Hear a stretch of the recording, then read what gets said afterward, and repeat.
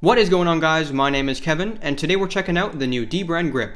Now, if you guys remember back in September of last year, we went over the grip, which was a limited run item, more of a proof of concept really, that Dbrand can make waves in not only the skin market, but also when they make smartphone cases. Now, while the original Dbrand Grip was just a bumper case that went around the sides of your phone, this is a whole protective case, and they've still maintained that level of customizability by letting you put skins on the back of the case. We're going to talk about how exactly that plays out with the new grip, what comes in the box, and also answer some important questions like, is it compatible with NFC, is it compatible with wireless charging, and pretty much any question that you might have about the new grip in 2019.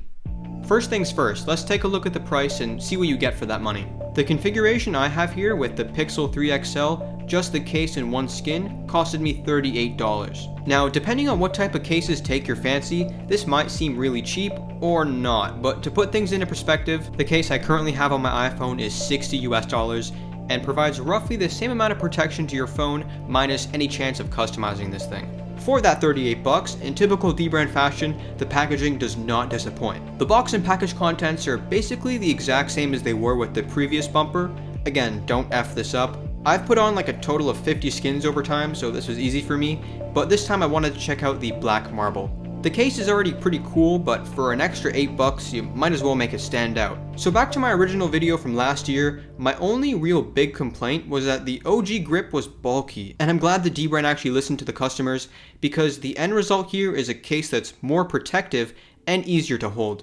Gone are the D3O corners, and the sides now have these stripes for added grip. The buttons are also textured with some stripes, and still audibly tactile, which is a great added touch. On the inside of the case, you see the Dbrand logo and a graphic etched into the felt material, which again is very well thought out, and this is so that you don't leave micro scratches on the back glass or plastic on your phone. Another important feature is the raised edges and corners. Dbrand calls this their Crescent Arc. Alright, so I tested NFC compatibility by using Android Pay outside, which was a success, and as for wireless charging,